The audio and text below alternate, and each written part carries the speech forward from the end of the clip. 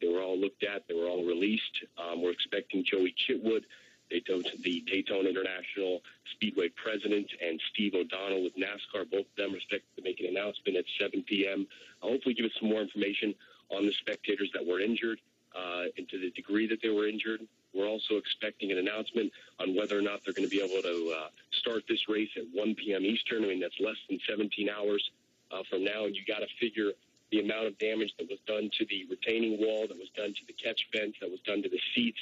It's going to take quite a lot of manpower and a lot of time to fix that. So I guess we'll be waiting to see when we get that announcement whether or not they're actually going to be able to start the race at 1 p.m. Eastern, Don. Exactly, and we had video earlier from our affiliate WESH of them repairing that retaining wall, and whether or not that can be fixed in time, because, Joe, that's really what saves the spectators in the event of an horrific event like this one.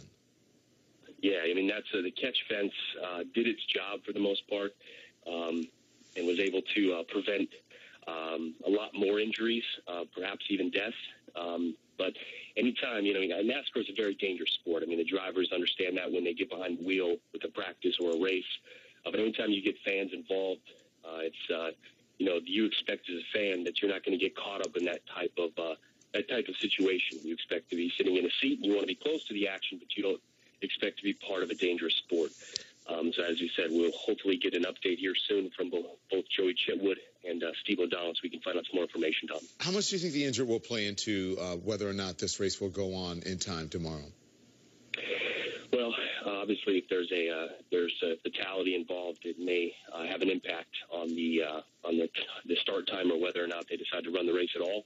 I mean, I would imagine that NASCAR, because it's its most prestigious race, and it's the richest race, it's the biggest race, often referred to as the Super Bowl of racing for the sport.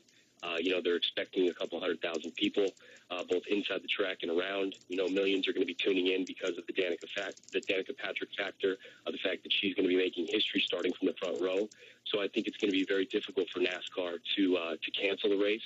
I wouldn't be surprised if NASCAR pushes back the start time a few hours to make sure that they have enough time to repair that retaining wall, that they have enough time to fix that catch fence. And then you've got to think about the seats that were in the grandstand that were also destroyed.